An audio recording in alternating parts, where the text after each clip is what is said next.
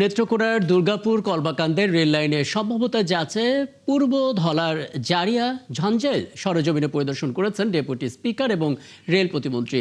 Railway station পরিদর্শন শেষে দুপুর ৩টায় দুর্গাপুরের জেলা পরিষদ অডিটোরিয়ামে সুধীজনের সঙ্গে মতবিনিময় করবে প্রতিনিধি দলটি।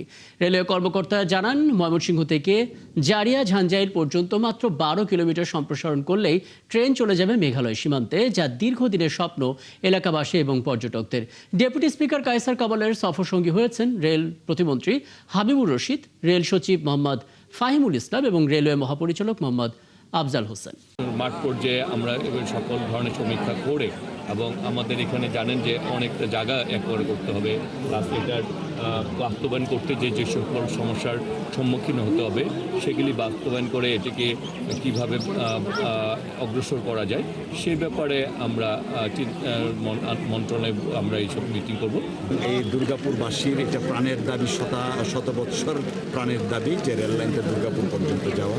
ওনারা এসছেন আজকে, আমি প্রত্যাশা করছি ফিজিবিলিটি স্টাডি হবে, যাবতীয় দেখুন যে কোনো একটা কর্মযজ্ঞের ব্যাপক প্রস্তুতি থাকে, সেই প্রস্তুতিটা তেনারা সম্পন্ন করবেন এবং পর্যায়ক্রমিক উন্নয়নটা অব্যাহত থাকবে। এ বিষয়ে আরও আপডেট জানতে আমাদের সঙ্গে যুক্ত হচ্ছে সহকর্মী রাজেশ গৌড়। রাজেশ গৌড়, আপনার কাছ থেকে প্রতিবেদন আমরা দেখেছিলাম গেল দুদিন ধরে আসলে রেল লাইন স্থাপন হলে কি হবে একটু ধারণা দেবেন, যেহেতু ডেপুটি স্পিকার এবং প্রতিনিধি দল গিয়েছে, কোনো ধারণা দিয়েছেন কিনা তারা যে কবে নাগাদ কাজ শুরু হতে পারে, কেমন সময় লাগতে পারে?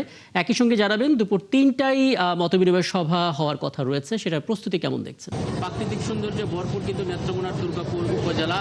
দুর্গাপুরবাসী কিন্তু ১০৮ বছর ধরে কিন্তু দাবি করে আসছিল জায়গা থেকে দুর্গাপুর পর্যন্ত রেল লাইন সম্প্রসারণ করা, কিন্তু সেই দাবি কিন্তু আজও বাস্তবায়ন হয়নি। গত ১২ই ফেব্রুয়ারি জাতীয় সংসদ নির্বাচনে বিএনপির মনোনীত প্রার্থী ব্যারিস্টার কায়সার কামাল কিন্তু বিজয়ী হয়েছেন। বিজয়ী হতে তিনি কিন্তু নির্বাচনী বিভিন্ন জনসভায় কিন্তু তিনি বলেছিলেন, আশ্বাস দিয়েছিলেন জনগণকে নির্বাচিত হন তাহলে রেল লাইন সম্প্রসারণের বিষয়ে তিনি উদ্যোগ নেবেন।